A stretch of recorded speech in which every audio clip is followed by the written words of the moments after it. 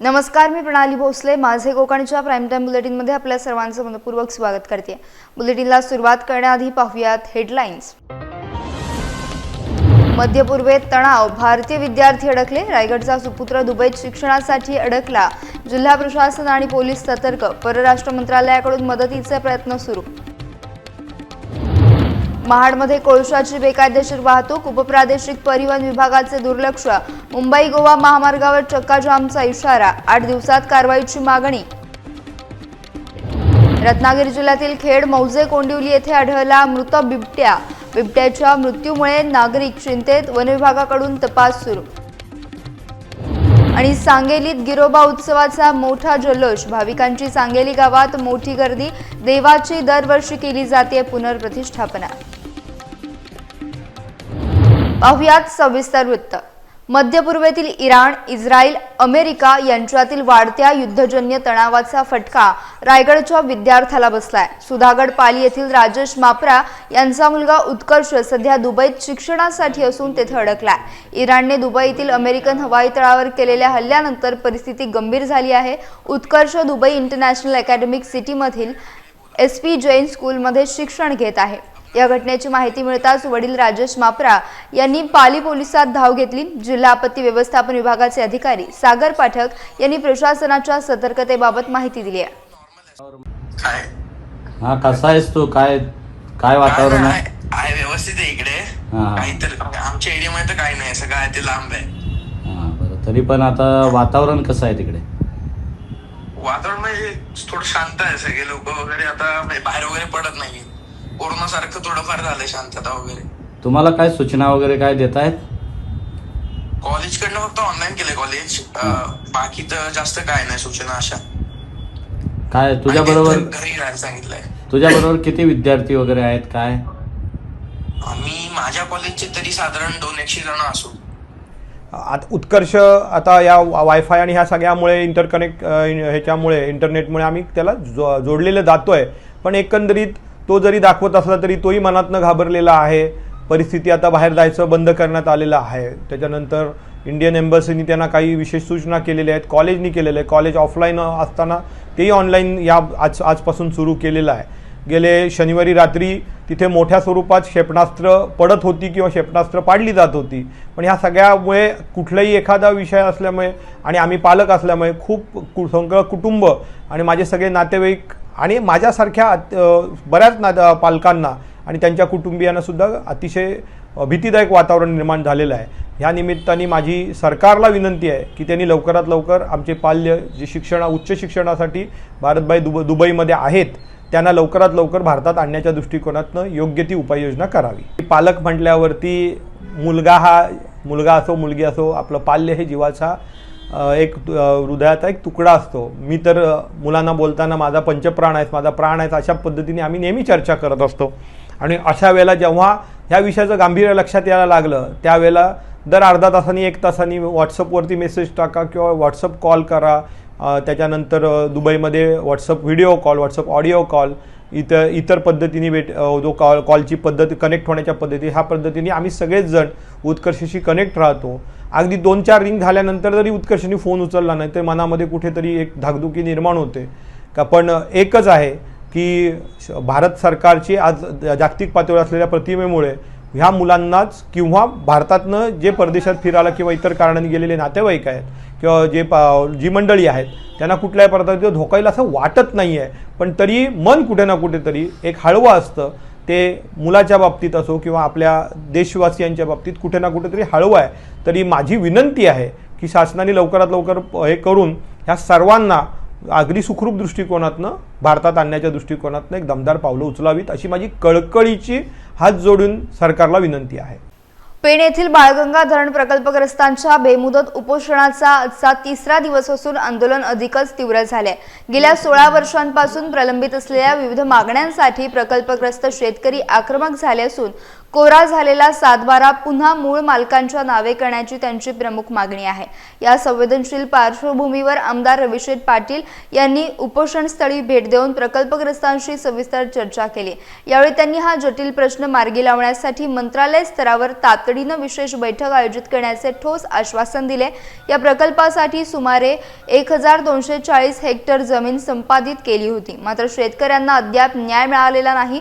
भाजपचे वैकुंठ पाटील यांनी देखील शेतकऱ्यांच्या पाठीशी खंबीरपणे उभं राहण्याचा निर्धार व्यक्त केला। 9 गावे आणि 13 वाड्यांमधील बाधित कुटुंबांना न्याय मिळवून देण्यासाठी आंदोलन पुकारलं आहे। जर मागण्या मान्य झाल्या नाही तर अधिक तीव्र संघर्ष करण्याचा इशारा देण्यात आला आहे। रायगड जिल्ह्यातील महाड औद्योगिक क्षेत्रातील कंपन्यांना लागणाऱ्या दगडी कोळशाची सध्या मोठ्या प्रमाणावर बेकायदेशीर ओव्हरलोड वाहतूक सुरू आहे। या अवजड वाहनांमधून त्यांच्या विहित क्षमतेपेक्षा कैक पटीने अधिक कोळसा भरला जात असून महामार्गावरील उपप्रादेशिक परिवहन कार्यालय आणि पोलीस प्रशासन कारवाई करण्यास जाणीवपूर्वक टाळाटाळ करत असल्याचं समोर आलं आहे। स्थानिक लोकप्रतिनिधी आणि प्रशासनाच्या वरदहस्तामुळे हा जीवघेणा धंदा राजरोसपणे सुरू असल्याचा खळबळजनक आरोप आता येथील त्रस्त नागरिक करत आहेत। या ओव्हरलोड वाहनांमुळे महामार्गावर वारंवार भीषण अपघात घडत असून यामुळे निष्पाप प्रवाशांचा बळी जातोय। ही धोकादायक कोळसा वाहतूक येत्या 8 दिवसात प्रशासनाने तात्काळ बंद न केल्यास मुंबई गोवा राष्ट्रीय महामार्गावर तीव्र स्वरूपाचा चक्काजाम आंदोलन करण्याचा इशारा वाहतूक सेनेचे अध्यक्ष सुभाष मोरे यांनी दिलाय। यामुळे आता सुस्त पडलेली प्रशासकीय यंत्रणा खडबडून जागी होणार का, याकडे संपूर्ण रायगड जिल्ह्याचं लक्ष लागलंय। जी वाहतूक होत असताना जो कोळसा ओव्हरलोड होतो, 2 व्हीलर वाले जे रस्त्याने जात असतात त्यांच्या डोळ्यामध्ये जाऊन त्यांचे ॲक्सिडेंट पण झालेले आहेत। तर मी RTO आणि पोलीस प्रशासनाला एकच विनंती करेल की ही जी ओव्हरलोड वाहतूक आहे आणि ओव्हर बॉडी जी कायद्याने गुन्हा आहे त्याला तुम्ही परवानगी देताय आणि जे कोकणाकडे जाणारी जी लोक आहेत, जी गाड्या आहेत 2 व्हीलर 4 व्हीलर असतील त्यांना तुम्ही आडून त्यांच्याकडनं दंड करता, त्यांचे कागदपत्र जमा करता, त्यांना विचारता, मग हे अधिकृत असून सुद्धा त्यांना नाहक त्रास देत आहे। आणि ज्या ओव्हरलोड गाड्या आहेत त्यांना तुम्ही कुठल्याही प्रकारचा दंड लावत नाही, कुठलीही प्रकारची गाडी अडवत नाही, त्यांच्याकडनं काय आर्थिक तुम्हाला सहाय्य होतं का म्हणून तुम्ही रस्त्यावरनं जाणाऱ्या ओव्हरलोड गाड्या अडवत नाहीत। याचा नाहक लोकांना त्रास झालेला आहे। त्या ओव्हरलोड गाड्यांमुळे काही ऍक्सिडेंट झालेले आहेत आणि ऍक्सिडेंटमध्ये नाहक लोकांचे बळी पडलेले आहेत। आजही प्रशासनाने त्यांना कुठलेही आर्थिक सहाय्य केलेलं नाहीये। तर माझी एक कळकळीची विनंती आहे, RTO असेल, पोलीस प्रशासन असेल आणि शासन असेल, त्यांना एक विनंती आहे की जर का आठवड्याच्या आतमध्ये ही ओव्हरलोड बॉडी आणि ओव्हरलोड वाहतूक ही जर थांबवली नाही तर आठवड्याच्या भरात आम्ही उग्र आंदोलन छेडू, पूर्ण रस्ता चक्काजाम करू, ही प्रशासनाला आम्ही विनंती करतो आणि ह्याची दखल RTO आणि प्रशासनाने, पोलीस प्रशासनाने घ्यावी हे मी विनंती करतो। रत्नागिरी जिल्ह्यातील खेड तालुक्यातून एक अत्यंत धक्कादायक घटना समोर आली आहे। मौजे कोंडिवली येथील दगडीचा पाणी परिसरात आज सकाळी 8:50 सुमारास एक बिबट्या मृत अवस्थेत आढळल्यानं परिसरात मोठी खळबळ उडाली। स्थानिक ग्रामस्थांनी बिबट्याला पाहताच तात्काळ वनविभाग आणि स्थानिक पोलिसांना या घटनेची माहिती दिली। घटनेचं गांभीर्य ओळखून वनविभागाचे अधिकारी तातडीने घटनास्थळी दाखल झाले। त्यांनी घटनेचा रीतसर पंचनामा पूर्ण केला। बिबट्याचा मृत्यू नैसर्गिक कारणाने झाला की यामागे काही घातपात आहे हे अद्याप स्पष्ट झालेले नाही। वनविभागाने दिलेल्या माहितीनुसार बिबट्याचा मृतदेह शवविच्छेदनासाठी पाठवण्यात आला असून अहवाल प्राप्त झाल्यानंतरच मृत्यूचे नेमके कारण स्पष्ट होईल। दरम्यान गेल्या काही दिवसांपासून जिल्ह्यात बिबट्यांच्या मृत्यूच्या घटनांमध्ये मोठी वाढ झाली आहे। या वाढत्या घटनांमुळे स्थानिकांमध्ये भीतीचं आणि चिंतेचं वातावरण निर्माण झालं असून वनविभागाने या प्रकरणाचा सखोल तपास करून ठोस पावले उचलावीत अशी मागणी नागरिक करतायत। सिंधुदुर्ग जिल्ह्यातील सावंतवाडी तालुक्यातील सांगेली गावात 350 वर्षांची गौरवशाली परंपरा असलेल्या ऐतिहासिक गिरोबा उत्सवाचा मोठ्या थाटात प्रारंभ झाला आहे। या वैशिष्ट्यपूर्ण उत्सवासाठी हजारो भाविकांनी सांगेलीत मोठी गर्दी केली असून संपूर्ण परिसर हर हर महादेवच्या जयघोषाने आणि ढोल ताशांच्या गजराने दुमदुमून गेलाय। सांगेलीच्या गिरोबाचे मुख्य वैशिष्ट्य म्हणजे येथे दरवर्षी ग्रामदेवतेची पुनर्प्रतिष्ठापना केली जाते, ज्यालाच गिरोबा उत्सव असं संबोधलं जातं। या सोहळ्यासाठी दरवर्षी परंपरेनुसार फणसाच्या झाडाची निवड केली जाते।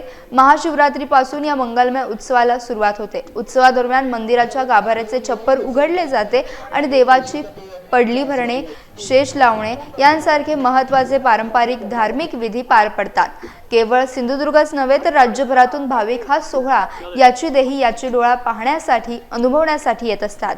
निसर्गरम्य वातावरणात पार पडणारा हा भक्तीचा सोहळा कोकणच्या आगळ्या वेगळ्या संस्कृतीचं दर्शन घडवतो। या उत्सवामुळे सांगली परिसरात सध्या चैतन्याचं वातावरण निर्माण झालं असून भाविकांमध्ये देखील कमालीचा उत्साह पाहायला मिळतोय। मी दरवर्षी या गिरोबा उत्सवासाठी येत असते आणि गिरोबा वरती आमची खूप श्रद्धा आहे आणि जे काही मागणं आम्ही मागत असतो या देवाकडे हे आमची इच्छा नेहमी पूर्ण करतो। हा प्रत्येक भक्ताच्या हाकेला धावणारा देव अशी प्रसिद्धी या गिरोबाची आहे आणि हा देव जो आहे हा आमच्या पाठीशी नेहमीच उभा राहतो। त्यासाठी आमची त्याच्यावरती खूपच श्रद्धा या ठिकाणी आहे। धन्यवाद। नमस्कार, माझे नाव श्रेया संदीप शेळके। मी आचरणे या गावातून आली आहे। माझा तालुका आहे वैभववाडी, हे माझ्या मावशीचं गाव आहे। इथे गिरोबा उत्सवासाठी आम्ही पहिल्यांदाच भेट दिली आहे, तर इथे आल्यावर आम्हाला खूप आनंद झाला हे सर्व पाहून। काहीतरी नवीन बघायला मिळालं आणि इथे देशातील पहिलं असं एक लिंग आहे, शिवलिंग आहे, जे फणसाच्या झाडापासून बनतं। हे पाहून खरंच काहीतरी नवीन शिकायला मिळालं आणि अशाच प्रकारचं पर्यटन आपल्या सिंधुदुर्गामध्ये आहे। तर या गिरोबा उत्सवाला नक्की सर्वांनी भेट द्या, खूप भारी वाटतं। कोकणात शिमगोत्सवाचे वारे वाहू लागले असून रोजगारासाठी शहरात गेलेले चाकरमानी आता मोठ्या संख्येने आपल्या गावाकडे परतू लागल्यात। रायगड जिल्ह्यातील तळा बाजारपेठेत होळीच्या आदल्या दिवशी साजरी होणारी धवचोळ हे नेहमीच विशेष आकर्षण ठरते। या निमित्तानं आयोजित करण्यात आलेली पारंपरिक शंकासुराची सलामी पाहण्यासाठी पंचक्रोशीतील हजारो नागरिकांनी आणि पर्यटकांनी मोठी गर्दी केली होती।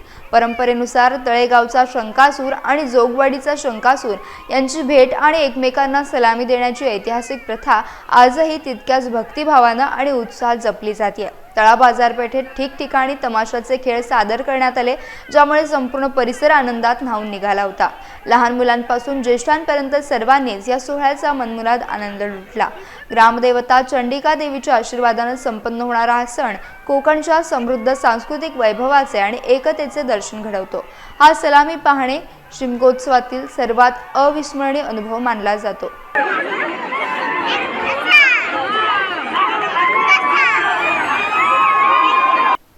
नवी मुंबईतील बेलापूर विधानसभा क्षेत्राचे आमदार मंदा म्हात्रे यांनी त्यांच्या गौरव निवासस्थानी महिलांसोबत धुलीवंदनाचा सण मोठ्या उत्साहात साजरा केला। यावेळी बंजारा, राजस्थानी आणि कोळी समाजातील महिलांनी पारंपरिक वेशभूषेत उपस्थिती लावली होती। कोळी बँड आणि राजस्थानी लोकगीतांच्या ठेक्यावर सर्व महिला आनंदाने थिरकताना पाहायला मिळाल्या। दरवर्षीप्रमाणे यंदाही हा रंगांचा सण प्रचंड जल्लोषात पार पडला असून यावेळी बोलताना आमदार मंदा म्हात्रे यांनी नागरिकांना रसायनमुक्त सेंद्रिय रंगांचा वापर करण्याचे आवाहन केले। चुकीच्या रंगामुळे डोळ्यांना आणि त्वचेला गंभीर इजा होऊ शकते, त्यामुळे प्रत्येकाने आपली काळजी घेणे आवश्यक असल्याचं त्यांनी नमूद केले। तसेच सणांचे पावित्र्य राखून कोणावरही जबरदस्ती न करता फुलांनी किंवा नैसर्गिक रंगांनीच होळी साजरी करण्याचं त्यांनी सुचवलंय। सणादरम्यान होणारे वाद, भांडणे, तंटे टाळून एकमेकांना एकोप्यानं हा उत्सव साजरा करावा अशा शुभेच्छा म्हात्रे यांनी नवी मुंबईकरांना आणि महिलांना दिल्या। उरण विधानसभा मतदारसंघातील जनतेचे प्रश्न आणि स्थानिक समस्या प्राधान्याने सोडवण्यासाठी कटिबद्ध असल्याचे आश्वासन खासदार श्रीरंग बारणे यांनी दिले। उरण कामठा रोडवरील श्रीराजनगर कॉम्प्लेक्स येथे शिवसेनेच्या नवीन जनसंपर्क कार्यालयाचे उद्घाटन बारणे यांच्या हस्ते उत्साहात पार पडले। यावेळी खासदार बारणे यांनी उपस्थित कार्यकर्त्यांना मार्गदर्शन करताना विकासाचा निर्धार व्यक्त केला। या कार्यक्रमात विविध राजकीय पक्षातील शेकडो कार्यकर्त्यांनी खासदार बारणे यांच्या उपस्थितीत शिवसेनेत जाहीर प्रवेश केला। या सोहळ्याला रायगड जिल्हा प्रमुख रामदास शेवाळे, विनोद साबळे, मेघाताई दमडे आणि इतर मान्यवर मोठ्या संख्येने उपस्थित होते। उरणच्या सर्वांगीण विकासासाठी हे कार्यालय महत्त्वाचं केंद्र ठरेल असा विश्वास बारणे यांनी व्यक्त केला। राजेश पाटील यांनी कार्यक्रमाचं सूत्रसंचालन केलं, तर अध्यक्ष सुलेमान शेख यांनी उपस्थितांचे आभार मानले। सुधागड तालुक्यातील नवघर शाळेत राष्ट्रीय विज्ञान दिनानिमित्त एका विशेष कार्यक्रमाचं आयोजन करण्यात आलं होतं. होमी भाभा विज्ञान शिक्षण केंद्राचे सेवानिवृत्त तज्ज्ञ करुण हंबीर यांनी प्रत्यक्ष प्रयोगांद्वारे विद्यार्थ्यांना विज्ञानाची सफर घडवली. हंबीर सरांनी हवेचा दाब, पाण्याची शुद्धता, ध्वनी लहरी यांसारख्या कठीण वैज्ञानिक संकल्पना अतिशय सोप्या आणि रंजक भाषेत मांडल्या. केवळ प्रयोग न दाखवता त्यामागील शास्त्रीय तत्व त्यांनी मुलांकडूनच वदवून घेतली. प्रयोगांमधील हे वैज्ञानिक गंमत अनुभवत असताना उपस्थित विद्यार्थी पूर्णपणे भारावून गेले होते. कार्यक्रमाच्या सुरुवातीला मुख्याध्यापिका संगीता बैकर यांनी हंबीर सरांचे स्वागत केले, तर वृषाली गुरव यांनी त्यांचा परिचय दिला. यावेळी केंद्र प्रमुख अनिल राणे आणि परिसरातील इतर शाळांमधील शिक्षक, विद्यार्थी मोठ्या संख्येने उपस्थित होते. शीतल पाटील यांनी कार्यक्रमाचे नेटके सूत्रसंचालन केले. या उपक्रमामुळे विद्यार्थ्यांमध्ये विज्ञानाविषयी प्रचंड गोडी निर्माण झाली असून अशा उपक्रमांमुळे विद्यार्थ्यांच्या जिज्ञासू वृत्तीला मोठी चालना मिळणार आहे, असा विश्वास शाळेतील शिक्षकांनी व्यक्त केला. स्वच्छ महाराष्ट्र अभियान 2.0 अंतर्गत शहराच्या कचरा व्यवस्थापनाला आता नवी गती मिळणार आहे. राज्य शासनाच्या नगर विकास विभागाने रत्नागिरीतील घनकचरा व्यवस्थापन प्रकल्पासाठी तब्बल 2,93,23,000 रुपयांच्या खर्चाला प्रशासकीय मंजुरी दिली आहे. या महत्त्वाच्या निर्णयामुळे शहराच्या स्वच्छतेचा प्रश्न कायमचा निकाली लागण्यास मोठी मदत होणार आहे. हा संपूर्ण प्रकल्प केंद्र सरकारच्या स्वच्छ भारत अभियान 2.0च्या धर्तीवर राबवला जाणार आहे. यामध्ये प्रामुख्यानं ओल्या कचऱ्यापासून खत निर्मितीसाठी 1,49,00,000 रुपये, तर सुक्या कचऱ्यावर प्रक्रियेसाठी 69,93,000 रुपये खर्च केले जातील. तसेच शास्त्रोक्त पद्धतीनं कचरा भूमिधरणासाठी 65 लाख रुपयांची स्वतंत्र तरतूद करण्यात आली आहे. या निधीमध्ये केंद्र आणि राज्य सरकारचा मोठा वाटा असून उर्वरित रक्कम नगर परिषदेला स्वतः उभी करावी लागणार आहे. शासनाने या कामासाठी तातडीने ई-निविदा प्रक्रिया राबवून प्रत्यक्ष कामाची सुरुवात करण्याचे आदेश दिलेत. यामुळे रत्नागिरीकरांना लवकरच कचरामुक्त आणि स्वच्छ शहर पाहायला मिळणार आहे. सिंधुदुर्ग जिल्ह्यातील ऐतिहासिक मालवण किल्ल्यावर खासदार निलेश लंके यांच्या आपला मावळा संघटनेच्या वतीनं भव्य स्वच्छता मोहीम राबवण्यात आली. या मोहिमेत राज्यभरातून सुमारे 1200 ते 1500 कार्यकर्त्यांनी एकत्र येत गड परिसराची साफसफाई केली. स्वतः खासदार निलेश लंके यांनी या उपक्रमात सक्रिय सहभाग नोंदवत कार्यकर्त्यांचा उत्साह वाढवला. आपला मावळा संघटनेच्या या 12व्या मोहिमेचा शुभारंभ सिंधुदुर्ग किल्ल्यावरून करण्यात आला. यावेळी मंदिर परिसराची स्वच्छता करून तिथे नवे बेंचेस, कचरा कुंड्या आणि माहिती देणारे सूचना फलक लावण्यात आले. आजच्या तरुण पिढीला छत्रपती शिवाजी महाराजांचे उदात्त विचार समजावेत आणि गडकिल्ल्यांचे जतन व संवर्धन व्हावे, हा या मोहिमेचा मुख्य उद्देश असल्याचे लंके यांनी सांगितले. ऐतिहासिक वास्तूंचे रक्षण करणे हे प्रत्येक नागरिकाचे कर्तव्य असून अशा उपक्रमातून शिवविचारांची देवाणघेवाण होणे अत्यंत आवश्यक आहे.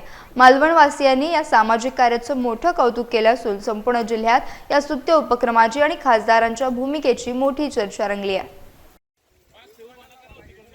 आम्ही छत्रपती शिवरायांचा जन्मोत्सव 2025ला या मोहिमेला सुरुवात केली.